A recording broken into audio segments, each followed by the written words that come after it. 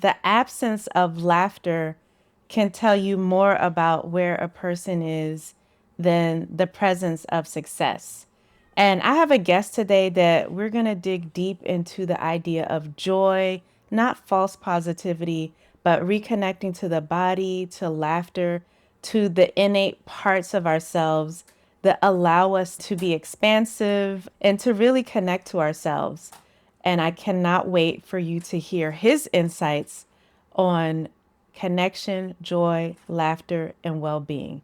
So stay tuned. We're going to dig in to the secret formula of femininity for women who want to live a more feminine, fun, and fabulous life.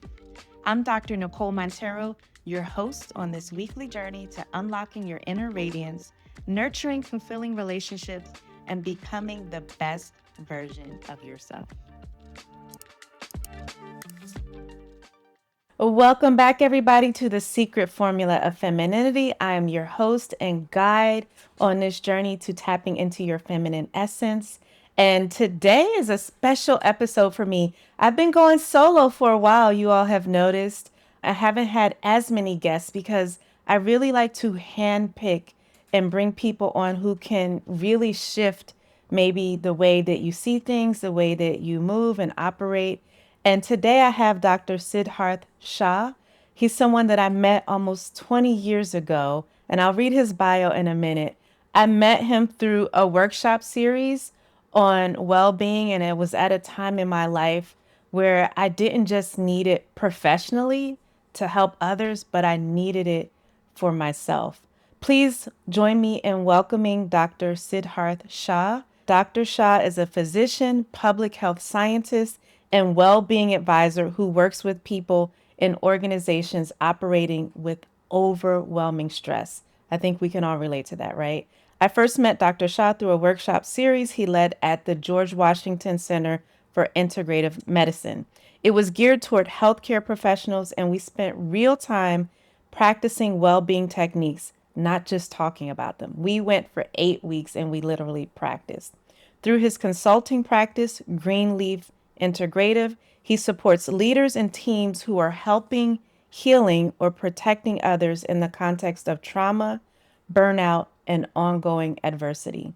His approach is both neuroscience informed and deeply human, with a particular interest in joy, laughter, and connection as essential, not optional, capacities for long term well being.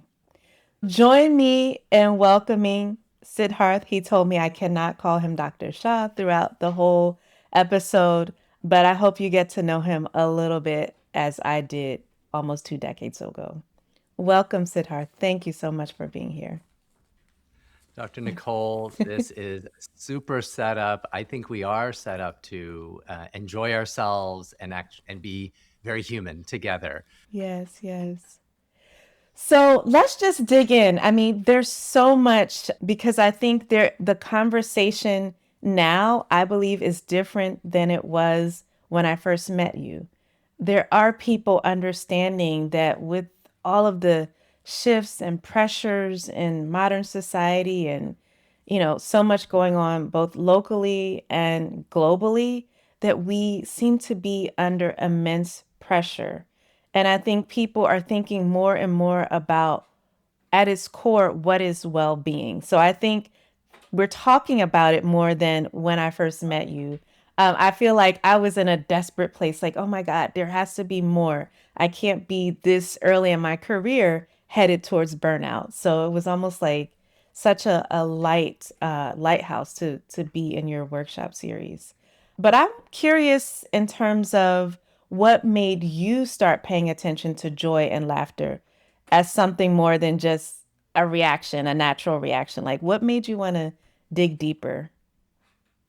Right. Well, you're connecting it to how we seem to be in an environment where being under siege with Mm. stress and it overwhelming us and not being able to recover from that stress and just having another one come in. And Yeah. and that accumulation is so hard. And when you and I met, it was it was magical to speak openly about how we are feeling this in our lives, in our professions. So again, I think you've created such an opening for us to be speaking about this right now, because it's inward and outward is what I say. It's Mm, like, mhm, yes, I want to be able to care and help others, but I also need to look towards care for myself. And I think before even talking about how laughter got to be a particular interest and practice of mine, I would say that it is always care of self and others in my mind.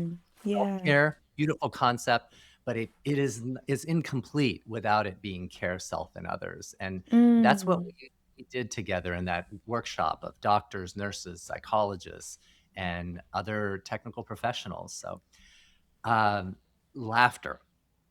It's an unusual story I'll share with you. Now, okay.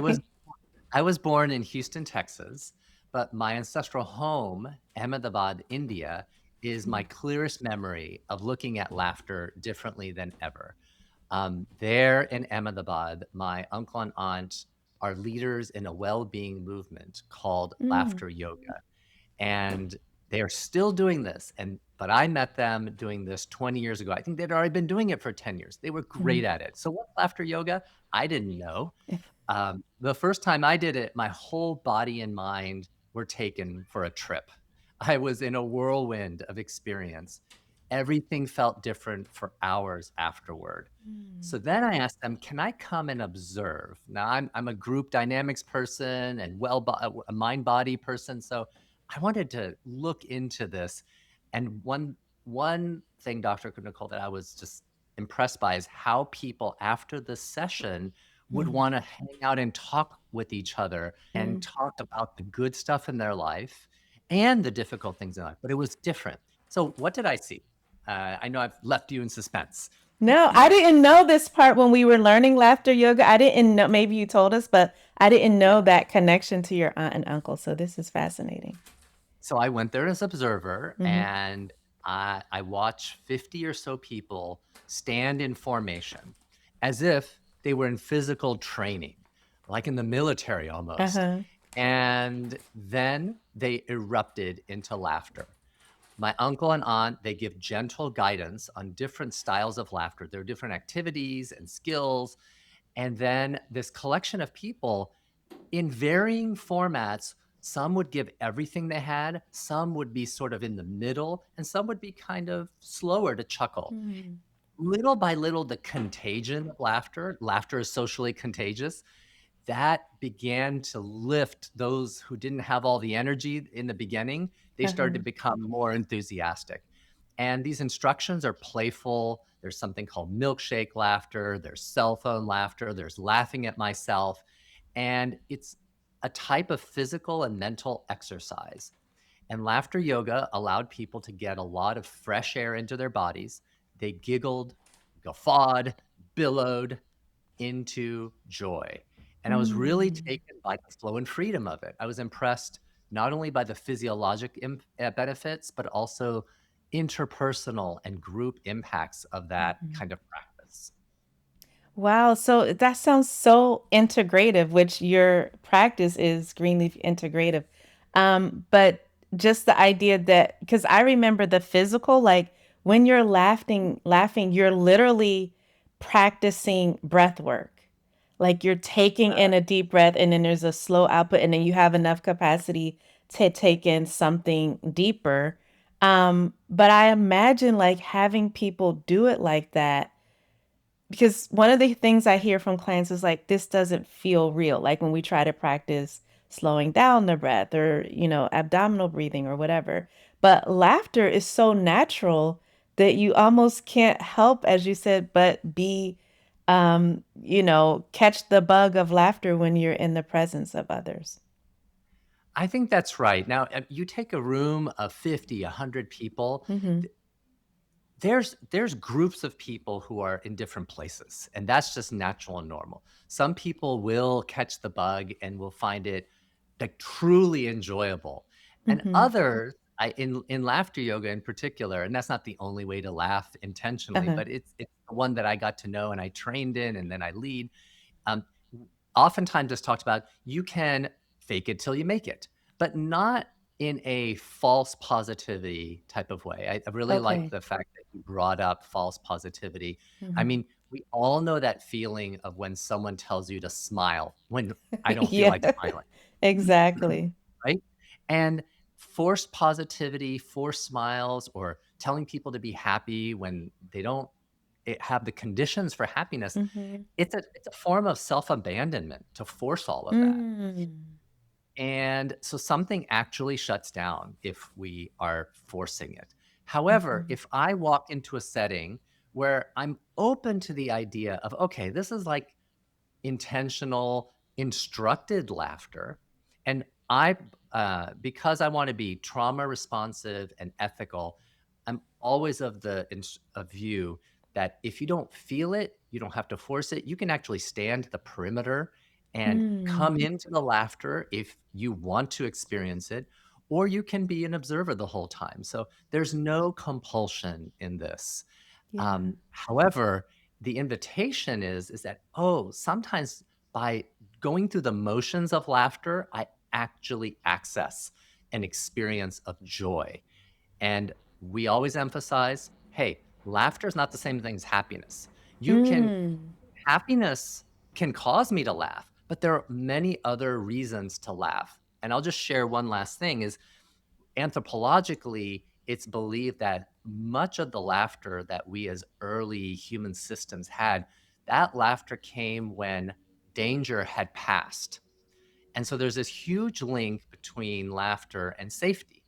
We Mm. don't feel, of course, if I'm in danger, active danger, I'm not going to want to laugh. Yeah. But the moment it has passed, human groups will just look at each other and there'll be a release. All that pent-up energy needs to Yeah. be released, and laughter is one of those, options that we always have. It's a lever we can pull.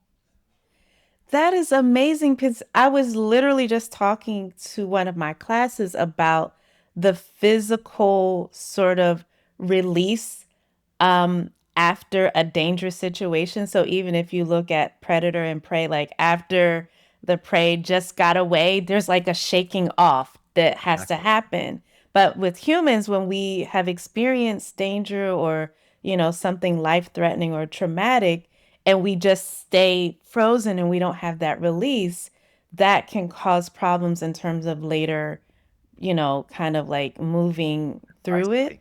So this is Right. so interesting that the laughter, and I could totally see that because some of And us, even hey, in the right, and what, yeah. Oh, I was connecting yeah, with you. One of the spontaneous ways that we shake is when we're laughing. If I'm laughing uh, full body, then yeah, I am shaking. There's micro vibrations when I laugh, and uh-huh, of course, bigger vibrations. But the body's nervous system recognizes my rhythmic pattern of laughing, and it feeds back to those centers of my consciousness that say, "Hey, things are okay right now. It's wow, okay not to be braced for uh-huh, danger," right? yeah. That is so that was a connection I had not made. That is so interesting. And I noticed that like my colleagues and those that I know in the helping fields or that are faced with a lot of trauma, we have kind of, I won't say a dark humor, but like we laugh at stuff where like I see laughter as a coping tool. Like we'll laugh and there's some things that I'm like, okay, I can only tell my colleagues because they understand the whole context. It's not that the thing is funny, but we find a way to laugh almost to help us feel safer and from the, I guess, processing the So true. vicarious trauma. So true. And processing, I would just underline, I know that you speak quite a bit about integration. It's not resilience is important, but it's Mm, not hmm. enough. So that whole coping arc that we need when um, something bad has happened, something horrific has happened, that whole spectrum, we need opportunities to integrate and process. And even dark humor. Dark humor is a Mm. vehicle as long as I have a shared understanding with my colleagues, this is what Yeah. we do, right? We are processing. We're actually making sense of something that otherwise, if I didn't make sense of it, it would hang out in my Mm. consciousness. It would be pent up in energy, frozen energy that can have physiologic impacts. I mean, there's a lot of findings which show that pent up stress creates more sensations of pain. So I'll Mm. score an 8 on on a scale of pain, as opposed to if I feel lighter. Yes, the source of the pain might still be there, but I might be a 3 or a 4. Uh, so I think it's just so critical That is to so an experience. fascinating. Yeah. And just to hear you talk about it like as an evolutionary kind of protective part of our experience, that puts a whole different spin on it for me. Yes, right, How, right. how do you so how do you integrate this like or I know you work, you have clients and organizate different individual and organizational clients. What's the buy-in and like how do you kind of share this and help people to to be conscious of it in their own lives? Well, I think just at the highest level, I Mm-hmm. am frequently asking people, what's the state of laughter currently at Mm. your teams and in your hallways or in Zoom rooms?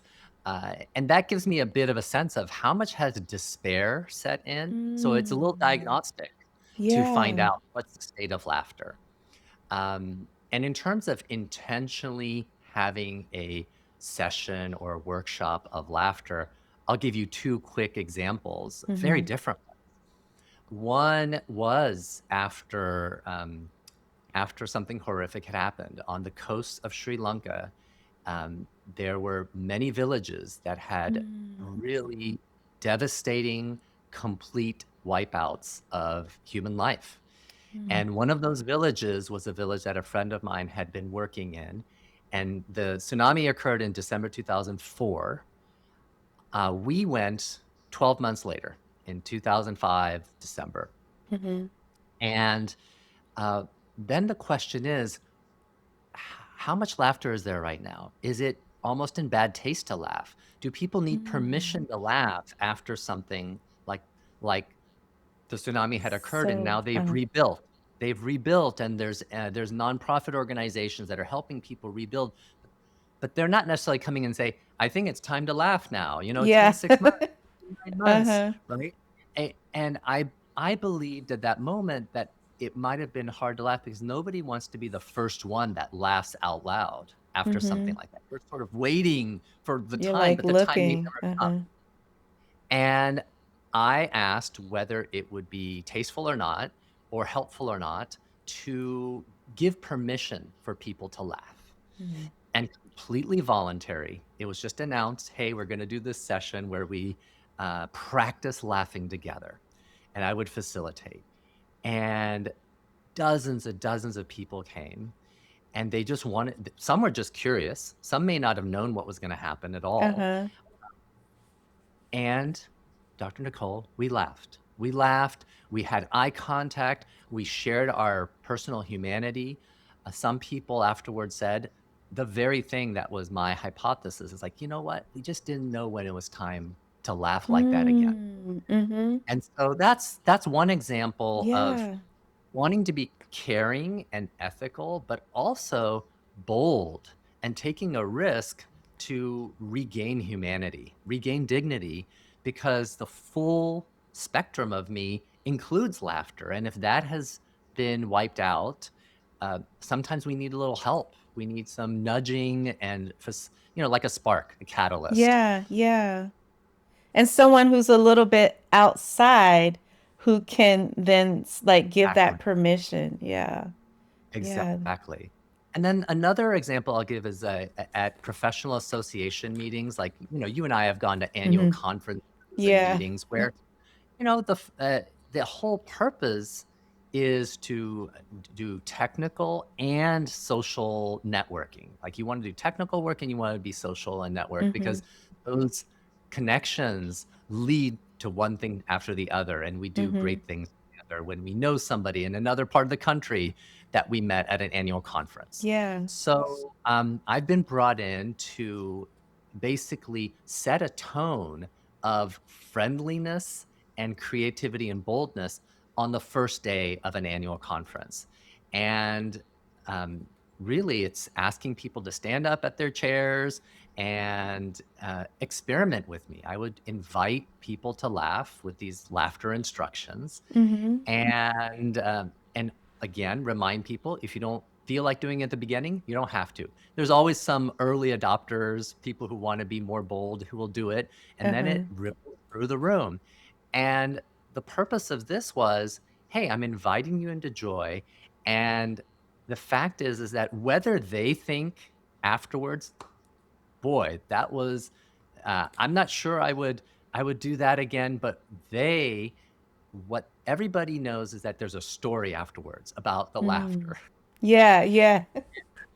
And the story builds into the rest of the conference, basically, Mm-hmm. as a way to be with each other and to be a bit more bold and more human, more embodied, which I think if the quicker you can do that at an annual conference, usually the better. Mm. And it helps to have somebody from the outside, like myself, just stimulate and then just say goodbye. It's not like I'm one of them. I'm actually from the Yeah. outside. And, um, you're just never the same after you've laughed that way, Mm-hmm. honestly. Yes. That is so interesting because as I'm thinking about the various conferences and things that I've been to, the most impactful have been those that had a lot of experiential components, like kind of like Mm. group dynamics works and you're doing a fishbowl and you're like as opposed to just sitting and being very academic. So I could see how that boldness in the beginning of a conference just sets the tone for what's allowed. Because, we're like in a professional space and but then you want to be social. And I think so much of it is about permission or modeling.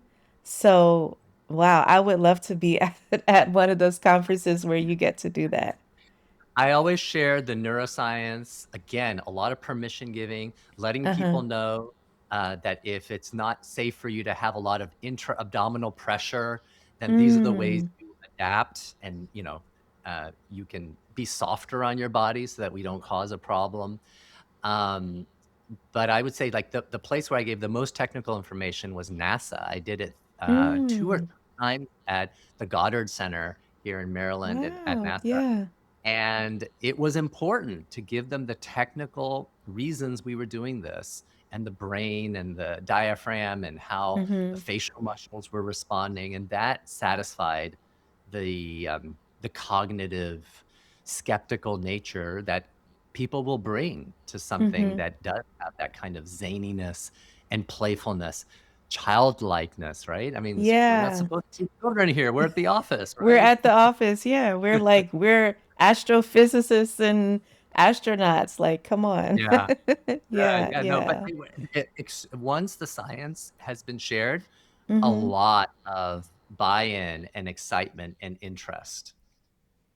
So, share with us a little bit about that science. Like when someone is laughing and they feel that change in their body, what's happening? Like, yeah, what is actually happening with the brain and the body?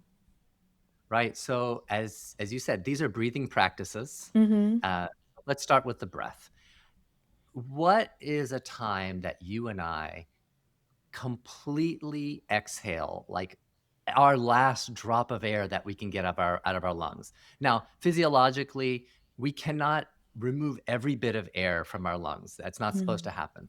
But when I'm breathing at rest, I'm always like I'm breathing in a kind of a shallow bandwidth. Uh-huh. When I laugh, I actually squeeze out as much air as I can, because that requires me to gasp the air back in, Uh-huh. right?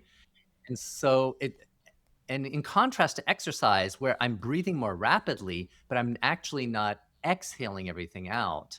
Yeah. In yoga, there are many practices which force me to exhale everything out, but laughter is spontaneous. If I'm laughing a good belly laugh, I'm going to breathe it all out. And going back to yoga, there's moments in yoga when if I give the instruction to exhale as much as possible out, Hmm. it creates a calming effect to the mind. In fact, my heart rate decreases a little bit with every exhale. It's called normal sinus arrhythmia. It's a good arrhythmia to have. Okay. Okay. Normal And it's science related arrhythm. to the autonomic, yeah, autonomic nervous system. It increases the heart rate when I inhale, and it decreases the heart rate when I exhale. Every inhale exhale pattern. So I'm going No, on this is exhale a really lot, but just that real opportunity to exhale more completely is one of the ingredients to how laughter and laughing intentionally, laughing for no reason in laughter yoga, for example, it can have this benefit. The second is that there's a patterned rhythm to laughing. You have your own laughter signature. uh-huh. I have my own laughter signature. But that signature of laughter, the brain knows it. It knows it when the body is doing it. And Mm. and there's a feedback loop. Now, if I were not in laughter yoga sessions, um, and I spontaneously find something enjoyable that makes me wanna laugh, the brain feels something fun, and I laugh. Uh-huh. The fact is when I laugh, I start to feel more fun. So there's a kind of a loop. It's like they a cycle. They just all a feedback It loop. it is a Uh-huh. feedback loop. So, actually, I can start the feedback loop at laughter, and if I just start laughing, even when there's no fun reason at the beginning, I will start to experience something like the consciousness of fun, the mental experience of fun. So that's another little um, fun fact of Yeah. what happens with the mind and body. I would also just end with it. There's studies, there's science around the neurochemical changes that come with laughing and laughing regularly. Some people have done Mhm. experiments by people watching regular funny movies in cases where people have pain syndromes, and their cortisol levels, which is a high stress hormone, Mhm. that will go towards lower levels.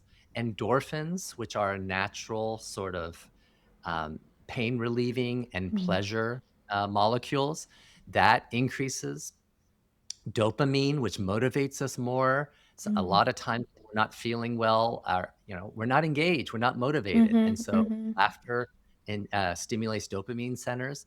And finally, oxytocin, which we're hearing more Mm. and more about these days. Yeah. It's the bonding and trust molecule, and laughter can stimulate the secretion of oxytocin from our pituitary glands, and it causes me or you to feel more likely to give support to others and to accept support. It lowers Mm. our Like armoring. that guardedness. Uh-huh. Yeah, the Yeah, armory. it creates Okay. more softness so that Yeah. we can accept and give support. That is fascinating because so much went through my mind, but one is like it made me think how laughter is very sensual because you're in touch, like all of those, the oxytocin and the dopamine and endorphins, like you could think of that with any other sort of highly present, focused, sensual activity. So it I just agree. makes me think how like it just really does the opposite of like dissociation, because I think that's it makes me think about like where we are and how people and systems are feeling overwhelmed, and it just you get numb and you dissociate and you disconnect. And what a way to bring all of the neurobiology and just yourself by simply laughing. And like you said, you can start it. You don't have to wait. So what I hear you saying is you can start the process just by laughing intentionally. And and that is what laughter yoga is. It's this Uh-huh. bold hypothesis that you don't need a joke, you don't need something Mm. funny to start laughing. Mm-hmm. And it has been over and over and over again validated by people's experiences. And I agree wholeheartedly that it is a sensual experience, that laughter is a hallmark of aliveness. And it's the opposite of numbing and distracting Mm, ourselves mm-hmm. from the pain. It's being in our body. And just like sensuality gets policed, laughter is oftentimes Mm. policed. I mean, how many times are there circumstances where people are saying, don't laugh, Oh you know, yeah. Oh my God. right? Right? So it's Yes. policed Oh my sometimes. gosh. Uh-huh. That is So so we need it. true. You feel like, oh my God, you're looking to see if you're going to be judged around Yes. what you're Yeah. laughing at or how or why. And and of course, in social settings, we do know there are some places where laughing can harm uh, and Mm. and and wound others. So I Mm-hmm. think there's a place where we want to curb laughing, but it is interesting how it's policed as being something that's wrong to do. And I think there's a difference between curbing laughter because you want to preserve people's feelings or you want to honor a space versus having shame around laughter, Mm. which that's problematic. Yeah, yeah. Have you seen that, like where individuals or kind of groups or even culturally or institutionally, there's shame around laughter or, even joy? Oh, I think probably every culture tends Mm-hmm. to have some domains in which there is that. Shame is pretty common. I'm sure there's some human groups where maybe Yeah. there's no shame, Uh, but I think most of the ones that we're in touch with, uh, one cultural group will have specific domains where these are the shame centers, and the other cultural group won't have those, but will have others. okay. I And so shame is so related to judgment, and negatively Mm-hmm. harsh judgment, and it's linked to our mores. It is linked to what it means to be a good person. And Mm-hmm. again, every religious group or every culture, ethnicity, country may have different, in broad strokes, ideas of like what does it mean to be a good person. And so coming along with it, there's what does it mean to be a bad person? And so there's Mm, yeah. real places in which people decide, well, laughter here or sensuality here, that is associated with the wrong stuff. We don't want you to do that. We want you to do this. Yeah. So it certainly is the case that if we look hard enough, and in the workplace, for example, like in the American workplace, Yeah. there are certain mores about when laughter is allowed, when laughter is not allowed, Mm-hmm. and um, I think, as I mentioned, sometimes it's about, is it in the hallways? Why isn't it in the hallways? Mm-hmm. Is it suppressed? Has laughter died? Um, so those are questions to ask and to notice, I think, for all of Mm-hmm. us. Yeah. No, it makes me think back to some of my best kind or most prominent childhood memories of like being in school and almost getting in trouble for laughing with my best friend in the Me middle of science too. class, Yes, right? I had those moments also. Those But moments. you couldn't control it, right? Like it was almost like this uncontrollable thing. Yes. This episode comes alive through the work of today's guest, Dr. Siddharth Ashvin Shah. Dr. Shah supports teams and organizations that are helping, healing, or protecting others. This kind of work necessarily involves extreme stress, trauma, and ongoing adversity. He works with leaders and groups through advising, facilitation, and leadership coaching. His approach also includes evidence informed, laughter based practices designed specifically for professional audiences. The focus is helping well being come forth in ways that are both neuroscience informed and deeply human. If you are working around extreme stress, I invite you to seek out Dr. Shah's help at Greenleaf Integrative, his consulting practice. Still remember my teacher telling me there was one kid who showed up for our public speaking unit, and he had prepared not at all, and he had to speak a minimum of 3 minutes or a Oh my maximum of goodness. five. He had to go between 3 and 5 minutes, and he started speaking, and he ran out of things to say in about 14 seconds. Oh my God. And so for the rest of the time, he just started You just making said, things up. And he kept struggling to figure out what more to say, and I could not hold my laughter in. It was just so funny. And your teacher, like, and then the I teacher mean, almost has to like say something. I say something about like, "Please, no laughter, no laughter." And I mean, the fact is she was putting the pressure on him and he was sweating. And I mean, he didn't care. I mean, we were friends and he didn't care afterwards that I was laughing. But I remember that moment. Yeah, it is so. So, what are some other ways that you find are impactful or important for people to access joy? Because we talked about like it's Mhm. bigger than laughter. Like laughter is an amazing vehicle to help people access joy. What are some, yeah, like what are some other habits or practices? I think, well, let's talk about it when I'm with myself and Mm-hmm. when I'm with others. There are some habits around finding small areas of quiet where Mm. I'm just with my body, Mm-hmm. Dr. Nicole. I'm with my body, and I realize I I can just kind of laugh a little bit right now. Uh-huh. Let it be physical, let it be brief. I'm just talking about something like, like, Mm, uh-huh. and then, my abdominal muscles engage, I start laughing. Now that's not a full body laughter. It's just a Just kind of a you know uh-huh. Yeah, exactly. Maybe I look in the mirror and I do it. It might feel odd at the beginning. It will Yeah. feel odd at the beginning. Yeah. Um, that's not a sign that it's bad. It's Okay. just a novel experience. So I would say, uh, in private, we can laugh even when there's nothing to laugh at.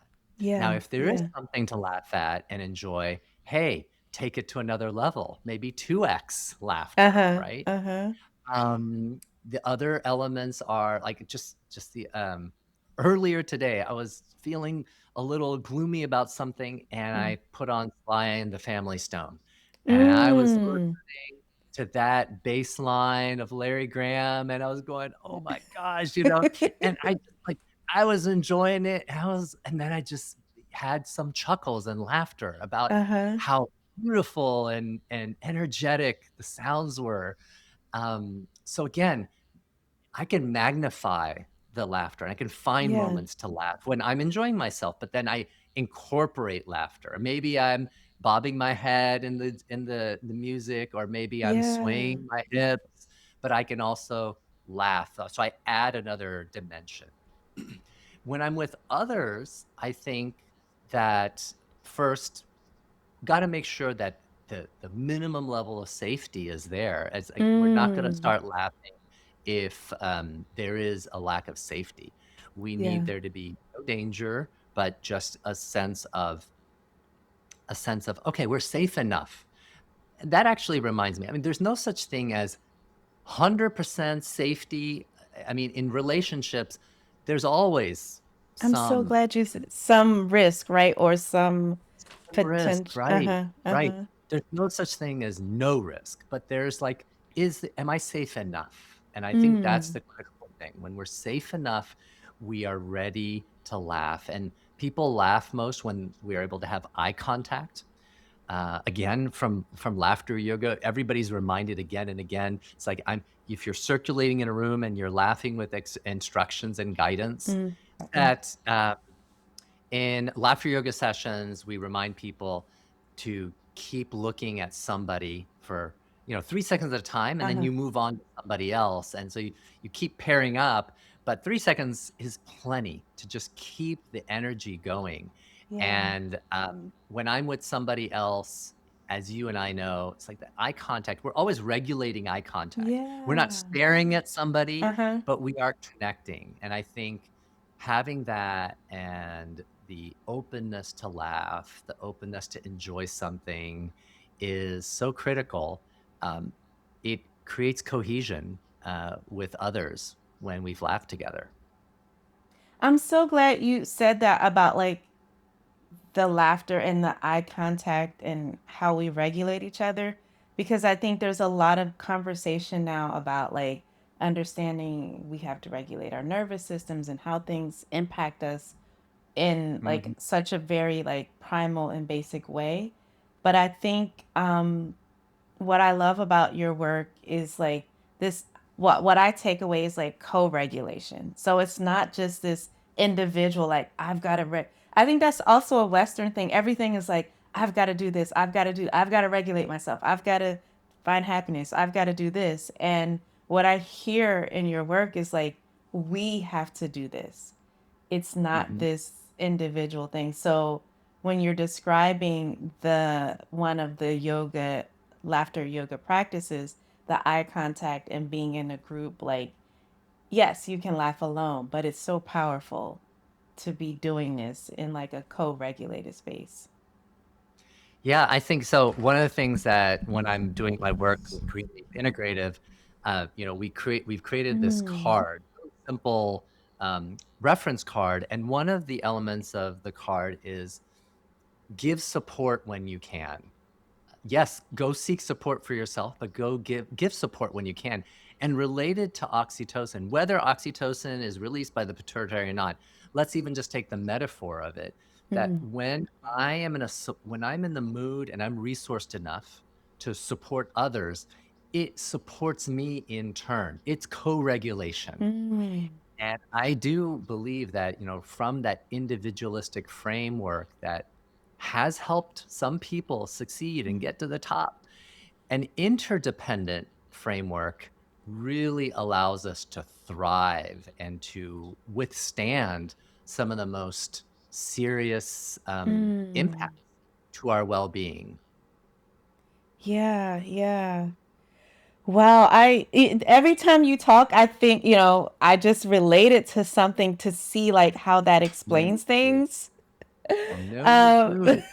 because it's Because like, I've listened to, a number of your episodes where I listen, I say, "Oh, wow, I can relate exactly. You and I could riff yeah, about this," and here we are. we're getting to do it. I want to ask you, what have you observed, or like how do you think joy disappears when people are just grinding it out and doing this demanding work? Because you mentioned like yes, there's a part of individualism that can Mhm. lead to achievement and success and ambition in certain, for certain people and circumstances. But when we get to the point where life is just we're grinding and there's just this demanding toll on us, how does joy disappear? And then I guess the other part is like, how do we get it back? Yes. So, I think when that grind out pattern is just the habitual pattern, being serious is the proof of my worth. Like, the more Mm. serious I am, the more intense I am, that is worthiness, and that's what has value. And on the co in the on the other side, playfulness, well, that feels irresponsible. It just really gets crowded out. Um, I mean, all of us, to become successful in any way, we all learn something about delaying gratification. I mean, that's Yeah. something that a Yeah. kid does as a developmental pattern. That's healthy. But if an exaggerated value is put on delaying gratification, then it teaches that something like joy or laughter, that is earned and it comes later. It just comes later. But Dr. Nicole, Mm. sometimes that horizon never comes. It's just delayed, Mm. delayed, and delayed. Yeah. Um, and I think that happens in the grinded out culture. And helpers, healers, and protectors are very prone to this, right? They can postpone joy indefinitely. Yeah. And having a cultural shift to create an organizational mindset among helpers, healers, and protectors, I believe is critical in order to be able to sustain ourselves and to not burn out, not be vicariously traumatized, or not be Mm. despairing. I think despair would be very logical because a helper, Yeah. healer, protector, if you're professional at it, you are coming in contact with people very frequently in the worst days of their lives. Mm-hmm. Mm-hmm. So despair would be a logical, mathematical result of it. And so it really takes a kind of a leadership, self-leadership, team Mm-hmm. leadership, organizational leadership to counterbalance that affinity or gravitation towards despair. Um, and so, yeah, I would end with the thought on that is that it takes leadership, and leadership to me is doing the thing that's not convenient. It's Uh-huh. hard, right? It's doing the next right thing, even though it's a grind. That is so powerful because that way of the dark side of delay of gratification, because it's even something that I'm always telling my kids about, and like it's a value that you like it's been ingrained. Mhm. Yeah, any level of success in any arena requires that. So I think sometimes we can idealize it in a way where we're not seeing the downside, which is like delaying joy. And Yeah, like, right, and what if it never, what is the point when you get to experience where you no longer have to delay? Because of course, the ambitious person is there's always another milestone. So when do you ever get to do it? right. Yeah, And yeah. I know that you really help the audience understand how the relationship with femininity Mm, and how softness has been, created as softness can be inconvenient mm-hmm. or, there's a risk to it, and I think it's related to this delayedness and of armoring that many Mm, women have seen being strong and armored is what it takes in this world. yeah. Strength keeps us protected, but excessive armoring limits our range. And just like delayed gratification is important to an extent, it needs to be integrated with a bigger picture. And Mm, the way I would relate it to armoring is that armoring is okay as long as it's conscious, mm, intentional, and mm-hmm, time limited. But you have to integrate the moments where I need to be armored into a life full of moments that are not armored. And to be able it's almost like creating compartments. We sometimes we have to compartmentalize to get through. uh-huh. Yeah. But if I remain compartmentalized, then I'm fragmented. I'm not integrated. Yeah. And so if we can realize that, hey, delayed gratification, that's a superpower, but it's not a personality trait. Mm. So you don't have to, okay, so it doesn't have to be this identity. It's a I thing you agree. can do when you need it. Right. Armoring is a Wow. superpower. I might need to Yeah. do that right now, but it shouldn't be a personality trait. Can't be my identity. Mm. But it so frequently becomes an identity. And then identity has a nervous system behind it, and a nervous system that stays armored has a hard time enjoying anything, even good Mm. things. Yeah, yeah. Well, my daughter was telling me yesterday she's just started high school and they just switched for their electives from music. They just finished music and now she's doing art. And she Right. was raving about this teacher, like because they're doing all the hard stuff, the science and all this honors, this and that. And she was like, he was so laid back and he's like, we're going to just have fun in this class. Like you're going to learn about some of the, the principles or whatever of art and whatever they have to learn, but one of the tasks, she didn't say it like this, but this is what I took, like, is for them to just enjoy themselves in the class. And she was so happy. Even this morning, she was going on and on about this teacher. And I could see what a bright motivation that was, even for the other classes. Like, okay, yes, I have to do the hard things. That's part of life. But I get to do the soft things, the fun things, the happy things as well. So it made what you just said, it almost made me like really appreciate the role of that particular teacher right now because it's mid-year, it's the middle of the grind, first year in So high true. school, a lot of adjustments. So So, true. yeah. That teacher is giving the class permission Hmm. and actually stating something out loud. Hey, we're here to have fun and enjoy ourselves, and we're going to do other things. I Yeah. think that's high value to put on, and your daughter is. is so uh, wise to notice that that is important at this time. Yeah. I'll have to thank him when I go to parent teacher conference. Indeed, indeed, indeed. That's Yes. leadership. That teacher is showing leadership Yeah. by Yeah. saying something that other people may not. Yeah. Yeah. So I've talked a lot about rest, and I think it's implied in what we're talking about now. Um, how can someone tell if they're ready for joy or if they need rest first? Or are they like, does it have to be like, what's the connection between those two, and what should a person be looking out for? Right. We want to return. Let's return to the difference between feeling happy and accessing joy. Right. Hmm. I think let's hone in on accessing joy rather than feeling happy. Anybody who is exhausted exhaustion is a true limitation to joy. I'm just not resourced. Hmm. It's a true limitation to joy, but it's not an absolute limitation to joy. So I think even when I'm exhausted, I can still look for openings for joy.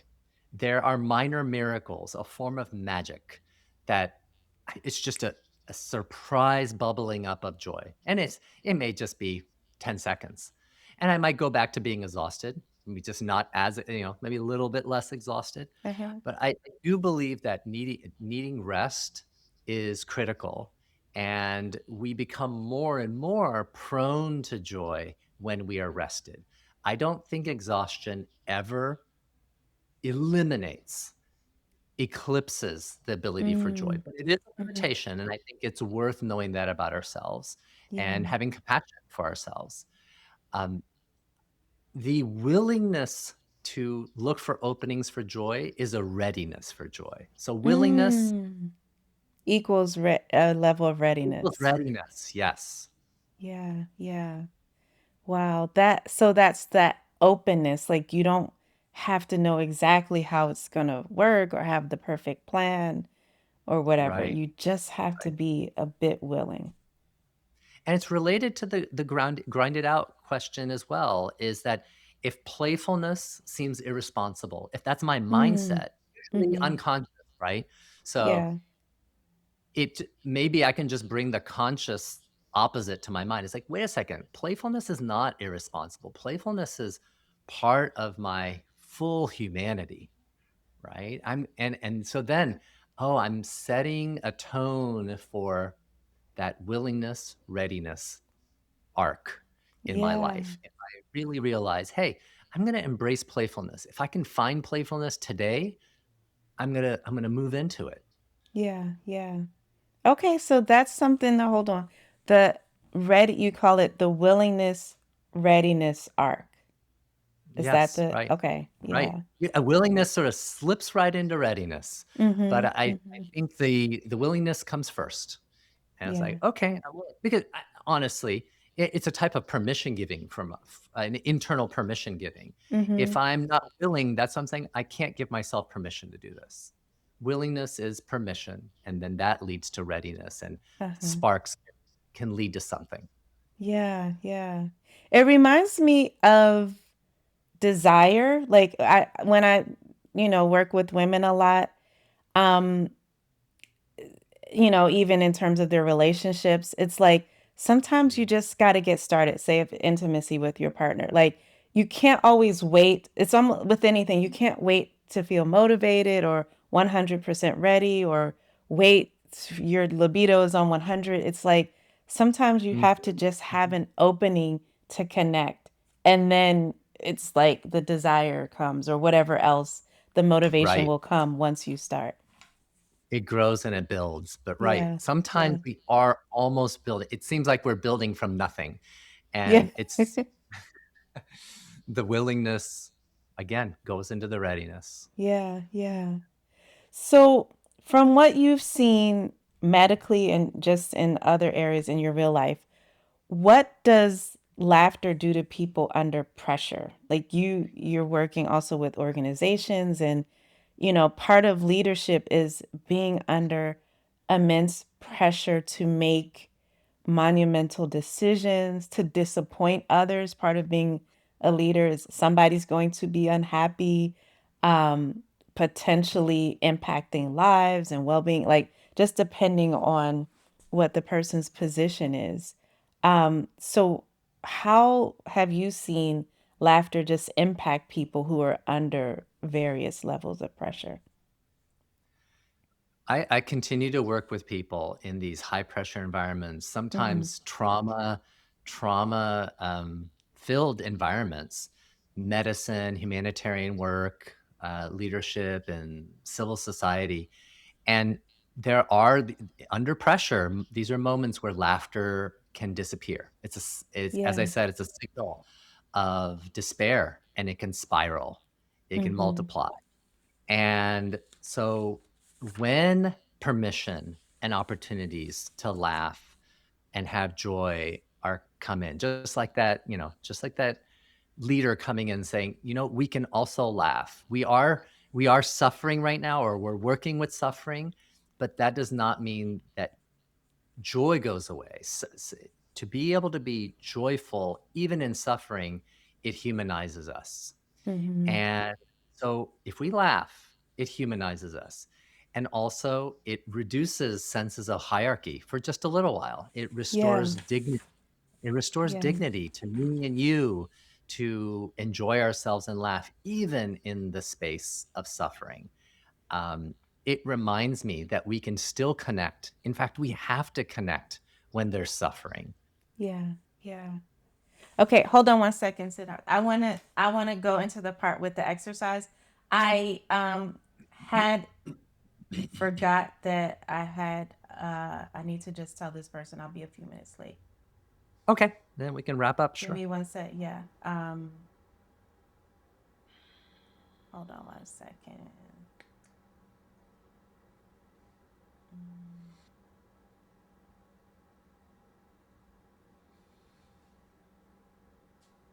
Sorry, hold on. Just gonna text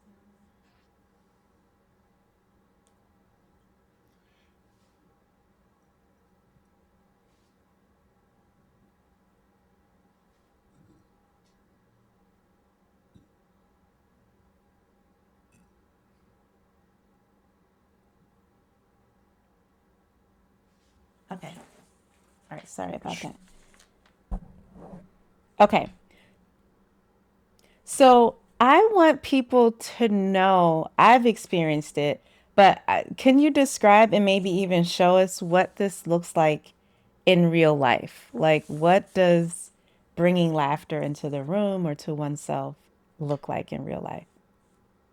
Okay, with that, I want to go straight to demonstrating and Okay. experience. There is among my favorites is something called milkshake laughter.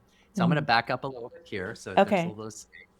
And why is it called milkshake laughter? Because in India and in other countries, a milkshake would frequently be made up by having a flavored milk in one cup, and then you have an empty cup, and you pour from one to the other. You're literally like frothing it up by Oh. aerating through the sky, Uh-huh. um, and it gets frothy and more delicious. Okay, so what's milkshake laughter? I'm going to demonstrate it here. There's these sounds I make just to make it a little bit more like all the sound effects are there, Okay. and then I drink my milkshake, but I'm laughing in the process of drinking the milkshake. This is how it looks. Okay. Eh, Okay, so that is super odd, right? Mm. Um, but I can do it in front of the mirror. I can do it anytime in the privacy of my own space. Laughter yoga actually invites people to do that with each other in a circle. Um, if anybody wants to watch that on YouTube, Mm. there in 2009, my wife and I, we went to a children's hospital, and with their permission, we were able to record families and children doing laughter yoga, and milkshake laughter is in it. And Oh you'll my see God. just how much bubbles of joy can be created by a number of laughters. So if you enter my wife's name, Nisha Gautam, Gautam, and her first name Nisha, Uh, Nisha, laughter yoga leader for Children's Hospital, I think, children. Um, you can see a video. It's like a 3-minute video wow. of different Okay. laughter activities, and there's just And so we'll put many the fun. link for people to go Yes, directly to it. and there's another one where I was at a hospital in Washington, D.C., and we did it with the nurses and doctors and uh, one of the news channels. We can put that link up there. Uh-huh. But I think, I can demonstrate it here, but that I think your viewers and listeners can watch it in real life being Yeah. applied with the group, and it can give a sense of imagination for how this applies. So that's just one of literally dozens and dozens, probably 200, 300 different Mm. laughter activities that have been created. And then going back to my uncle and aunt, they would tell people to laugh and look up at the sky, laugh from their heart, which means whatever way your heart's feeling. If your heart feels a little quiet, you're just like, Mm. but Not if you're so feeling like exaggerated. Uh-huh. right, but if you're feeling like you wanna give it more, you're like, you know, and then with these patterned laughter exercise and activities, it just grows in energy with this group. It could be a group of 15, it could be a group of 50, and so I think these are just some neat ways to, again, laugh when there's no reason to laugh. Yeah, yeah. I want to try that tonight with my family. Instead of Friday movie night, we're gonna do milkshake laughter in a circle. I wanna know about Friday Move Me Night also. Protocol, that sounds really Yeah. cool. So, if someone is listening right now, feeling heavy and just feeling maybe some of that despair that you described, what would you want them to hear? I think that's a really important and engaged Mm-hmm. question that we Mm-hmm. should all keep in mind. Safety comes first, right, Dr. Nicole? Mm-hmm. Safety comes first. If you're feeling heavy, is there an unsafe part of you? If there is no active danger, then okay, maybe danger is past, but there's a woundedness, right? So if there's hurt, joy and the mindset to be open to joy and to do something, whether it's watch something funny, listen to something that gives me joy. Joy is a form of, I would say, a form of resistance to Mm. the oppressive feeling of sadness and heaviness. Yeah, yeah. Joy can be a form of response to that oppression. I don't say this lightly. I'm frequently working in settings where people would say it's hard to laugh or even Mm. smile. Yeah. So um, I'm giving your audience permission, right? They may not be Mm. able to immediately find permission in their environment, but I'm giving you permission. You're giving them permission Mm-hmm. uh, to find joy, having a mindset that has the willingness to have joy and readiness. But I would never devalue or discount the fact that heaviness can be very appropriate. And yet, Yeah. in the midst of that heaviness, um, joy is the ability to connect to Mm. self and to Yeah. others. Yeah. That is so, I think that's such a gift. Because I think permission is so important, and so often we do need it to come from outside of ourselves. And it's such a gift of allowing people to experience Mhm. both the heaviness that may be real for them. We're not talking about, what is it called? Toxic False positive. positivity or Yeah. toxic positivity, right, Yeah, right, yeah. right. But we're saying, I believe we can't do this work as healers if we don't have hope. That's what I tell. The minute I'm hopeless, take me out of doing this work because I think I'm not going to Mhm. be any good to my, Mm. the people I'm working with. But I think it's an invitation to see that despair, heaviness can still coexist or still have space for hope and something different besides that heaviness. So true. Yeah, yeah. Wow, this has been so enlightening for me. Sometimes I would forget. I'm like, I'm in a lecture or seminar with you and just taking all of this in. So it's just been so powerful. And I hope and I'm sure that the audience has a lot to sit and think through, but also to practice. And we'll put the links to those demonstrations in the show notes. But Siddharth, tell people how they can um, follow you, reach you? What are ways that even if they want to work with you, tell us a little bit about connecting with you. Of course, I delight in people coming together to support this world. And I mean, my cause is to bring forth well-being in helpers, healers, and protectors and their work with Mhm. communities. Greenleaf Integrative is the name of my organization. And so it's just www.greenleafintegrative, TIVE, not another form. Yeah. And I also would want to share, and we can put a link Mm, in for, I have many guided meditations that people can freely access on mm, YouTube and then, playlists on Spotify and such.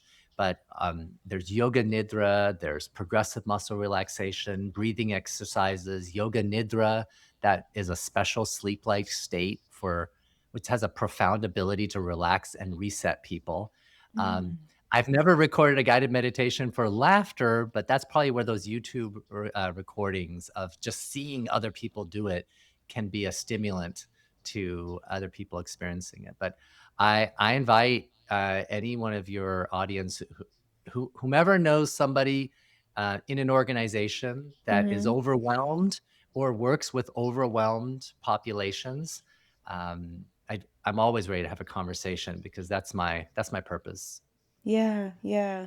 No, it's impacted me for at least 2 decades. So I want to thank you. And we will put all of the information to follow Dr. Shah and reach out and access his resources. I want to thank you all for joining this episode and this conversation. Stay joyful, stay soft, stay open. I'll see you in the next episode. I'm Dr. Nicole.